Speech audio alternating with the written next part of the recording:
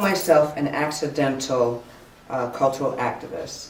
I didn't plan this, but it kind of evolved. And I think it started, well, I studied acting at NYU in the 70s, late 70s, and I was a resident playwright in the late 80s.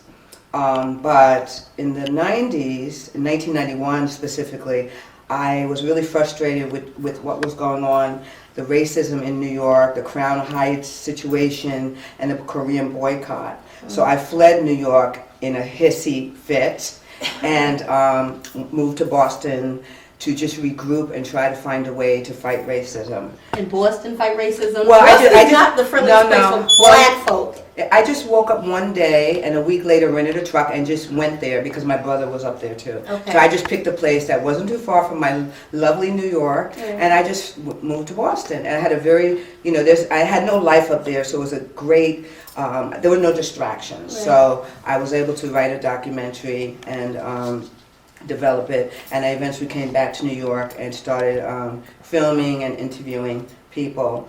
And I don't know, it just became an accident that things that I would write, plays or whatever, dealt with social issues or dealt with issues about culture and race. And like I said, it was just an accident. And then I started a program called Multicultural Moments on Blog Talk Radio that deals with the issues that people don't want to talk about, right. The nasty stuff that we hide in the closet, because you know, they always say the truth will set you free, and you have to deal with the truth before you move on, no matter how much it hurts. So. Absolutely, absolutely. The documentary that you're talking about that you wrote in Boston. Was Yeah, that your first I play? developed there. Was that the first play? No, the documentary was. It's not complete yet, but that's what I was filming. My first play was A Wound in Time that I actually wrote in the 80s. Okay, directed and produced. Well, I ended up directing it and producing it at the New Eurekan in 2010. But I wrote it in the 80s, and when I was a resident playwright. And Ella Joyce, who played starred in the comedy series Rock, Right. she played the wife. She was a resident actor there, and she read the part of one of the characters, and I had 2 stage readings which she participated in one of them, and years later I picked up the script and redeveloped it and adapted it into a screenplay, and ended up producing it at New Eurekan Poets Cafe. Can folks find that now? Is it on DVD? Where can they find it in the local library? Well, I recently became, I won a space grant because I wanted to, it deals with Santeria, an Afro-Cuban religion, Yes. and one of the things I wanted to do was to educate people about the religion, because there's a lot of racism based on African traditions, Right. and I wanted to deal with them, expose the religion, depict the religion truthfully, because I am a priest in the religion, Okay. so they're going to get the real story. And also it deals with homophobia, sexism, classism, every ism that there is also dealt with in the play. Right. And a lot of people, my fellow Santeras and Santeros in Miami was saying, oh my God, can you like tape it or whatever? Right. So I was like, okay, so I won a space grant, and I'm going to remount the play again in May, and this time I'm going to actually have it filmed professionally for DVD to be sold on the internet. Nice. And that's the current play you're talking. That's A Wound in Time. A Wound in I'm Time. bringing it back, and I'm going to film it for DVD. Nice, a resurgence. I can't wait. Yes. I can't wait because I haven't seen it In all. May, it'll be at the Looking Glass Theater. Yes. So, all right, so we're going to give out more information on that. Uh-huh. You know, all your events that you have coming up. So we want everybody to get in touch, get in contact, and get out. Because May's a nice time of the year. It's nice, it's warm. Yes, it People is. need to get out and support. And the play takes place. It's set in Spanish Harlem in a hot summer in 1993. Wow. So it's very apropos to have a nice warm kind of feeling. Absolutely, absolutely. It is a summer play. Absolutely. Let's talk a little bit about your online radio program. Yes, Multicultural Moments. I do it randomly. I usually do it on Sundays about 6:30 in the evening, a half-hour show, and I deal with all the topics that people don't want to talk about. Intra-racism, the self-hatred we have based on dark and light and all those things. hair textures, deal with the discrimination that people with disabilities have, dealing with DNA and ancestry, and just a lot of topics. The Italian, I had some people who were of Italian descent who talked about being an immigrant and the discrimination that they felt, their parents felt years ago. So I deal with all the topics that people really don't have to talk about. And as ugly as it is, you feel relieved once you deal with it. Right, That's get when it you off can your chest. get it off your chest. Off your chest. Now, is that a call-in program? It is actually. You can call in and you can listen online, or you can call in to listen if you're on the go, or you can call in to give your opinion. How about you give me a website for that? Okay, it's www.blogtalkradio.com/Stephanie Wilson. STEPHANIE All right, we're going to have that up on the screen later. And all the shows are in archive, so you could listen on demand anytime. I have tons of shows, and I don't hold anything back, so, enjoy it. That's why we love the online stuff, because we just go off the top of the head, off the top of the tongue sometimes, and lose it. We reel it back in every now and again. Now, you did this documentary that you started. Now, this is one that you didn't complete. Right. What's fascinating about this is that your current play was kind of an offshoot from the work that you started back in like 2000, 2001? I started in the 90s, and I stopped filming like a little after 9/11. Okay, that's The Descendants of Africa, Evolution of a People and Culture. Yes. Yes, I got it. A little tongue twist, a bit long. I got it though. Let's talk about that.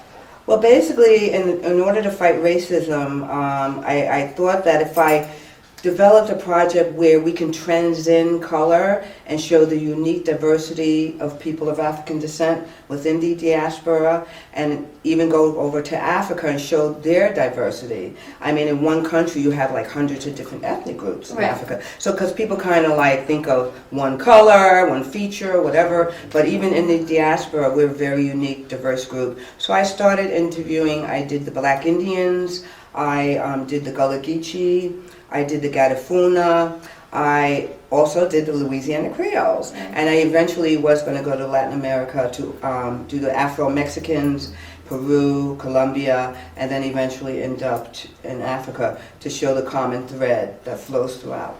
But that project got sidelined. You're going to pick it back up after your current play? Well, yeah, it takes money. It takes money. So we'll see. It takes money. That means people need to get online. I'm sure there's probably a donate button somewhere that we're going to talk about a little bit. Because what happened was I was working 3 jobs to fund the project. Right. And either you have the money and you don't have the time, or you have the time and not the money. Right. But somehow I was squeezing it in. And then like I got sidetracked because I suffered from depression after 9/11. Right. So, Oh yeah, that was terrible. I was in that. That was some time. We talk about that because we did talk a little bit about your depression before we started rolling, and your child of house music, which my Kevin Stoffer over there loves house and dance music, and the cast is back there giggling. So I'm guessing some of them are a part of that little scene oh, too. yeah.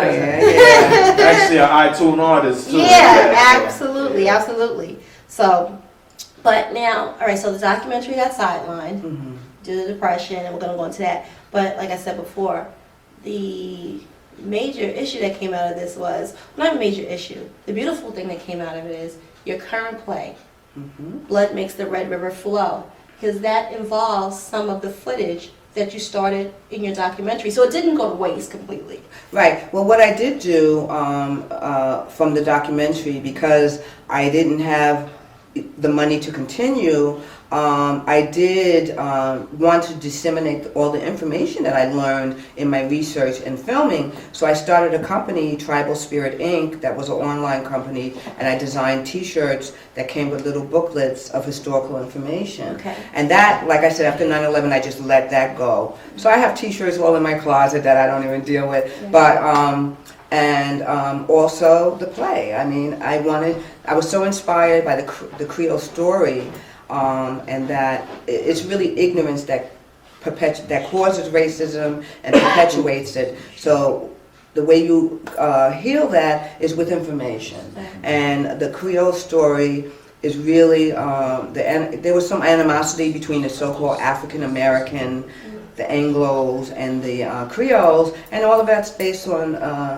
ignorance and the lack of information that we have. So I learned so much from them, and I was so inspired by what they went through, because they were indeed, Louisiana was a foreign country in the middle of America in the 1800s. And they had a Latin American experience, not an Anglo experience. So it was that reason that made them different. Their experience was totally different than the rest of the colonial America. Right. So I wrote the play to try and get that story out.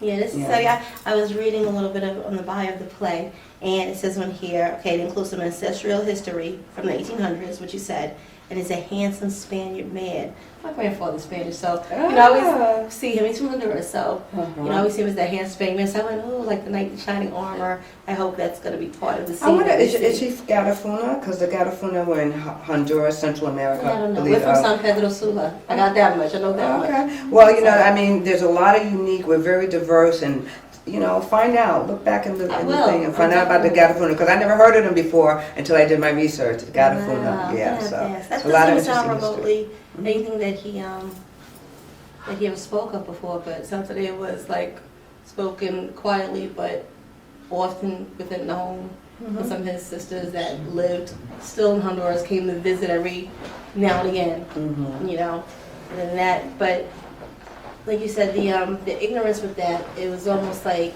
people who didn't understand. Oh my God, that's voodoo. Even me. That's voodoo. Even me when I was a little kid. Like it was whispered. You know what I'm Yeah, the saying? people with the beads, I was like, oh, the voodoo people. Yeah, the when I was a little chicken kid. And the Botanica, I used to walk past it Right. to school every day, and I look in there, ooh, it's spooky, you know. Right. I mean, really. And then, Right. you know, but, you know, it's just evolved, and everywhere I looked, it was there, and eventually, you know, it was my destiny to follow that path.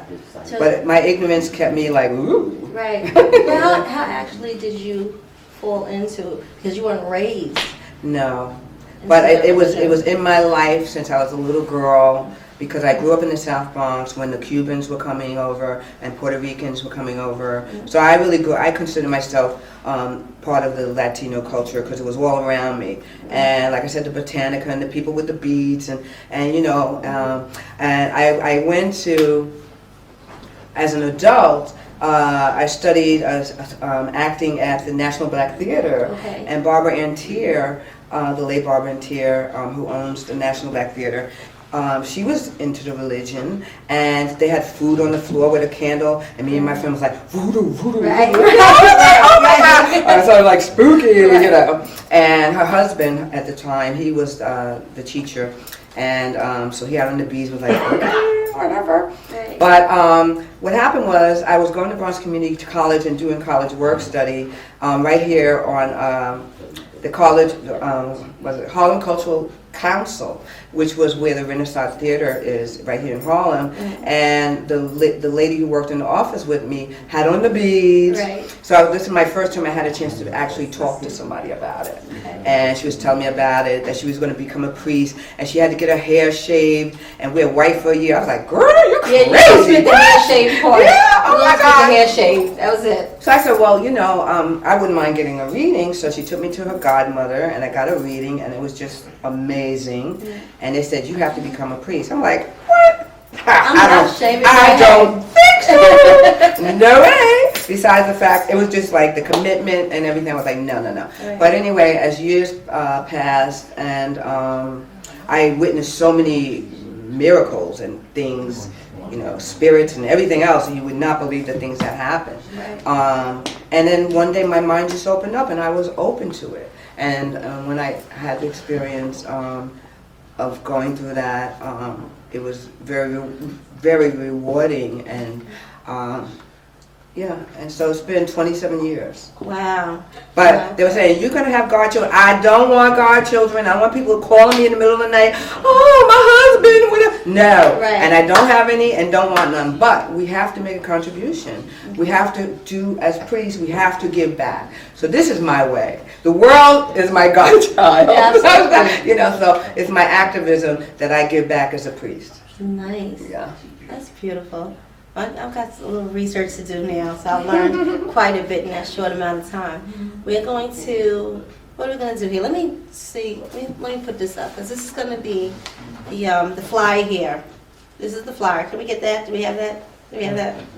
Don't get too close, my nails are not done. Now this, I wanted to do this play for Black History Month. That's why it's in February. And it's my contribution to Black History Month.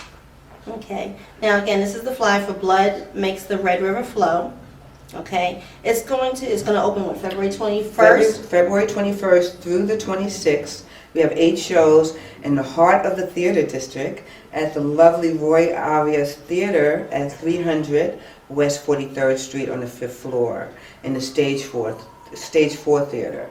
And the tickets are $18. You can't beat that. And yes, it's a bargain. And you're getting educated.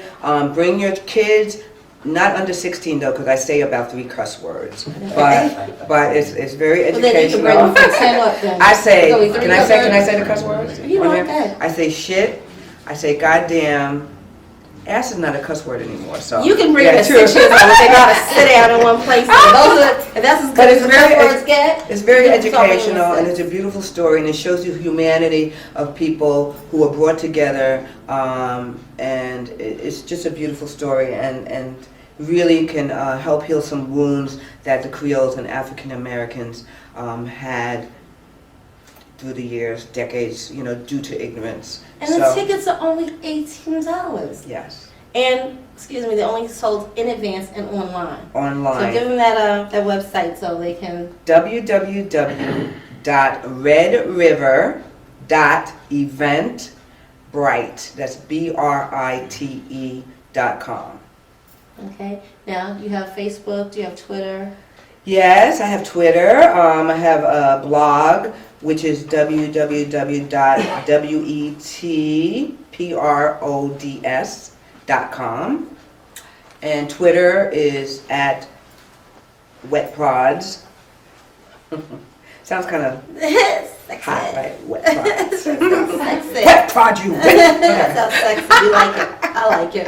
Yeah. Yes, and I have a bunch of other little things that I can't even remember. I mean, complicated URLs, but and also A Wound in Time. I have a little clip of A Wound in Time at awoundintime.com, the blog. Yeah, so. Okay. We still want this documentary done. So is there a donate button somewhere? Not at this time, because that is really on the back burner until I get these other things out of the way. Is there a donate button for that? We need to tell people to send some money somewhere. Well, I'll have to come back another time when I'm on that campaign, but right now I'm just trying to deal with the projects I have. Okay.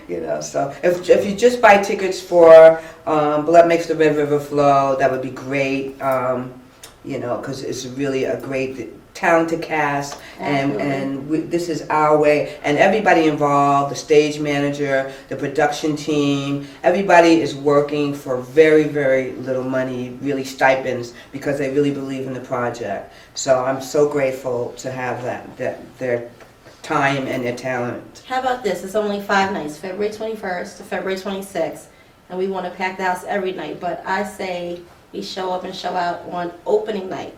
Let's make a statement. How about we do that? Yes, and if you go to the site, you'll see a little promo video. I got a picture of the theater. I got all kind of little goodies on the Eventbrite site too. A lot of little information. So it's good to even hang out there and buy a ticket and still hang out and look at all the little things, little updates I put there too. Nice, absolutely, absolutely. We're gonna cut off our part of the segment for now, because I'm interested. They're sitting back there like everybody's smiling, sitting like in a hot seat. So we're going to shut down for half a second. We're going to get our seats together. We're going to resume the Miss Gabie show with Miss Stephanie Wilson and the cast.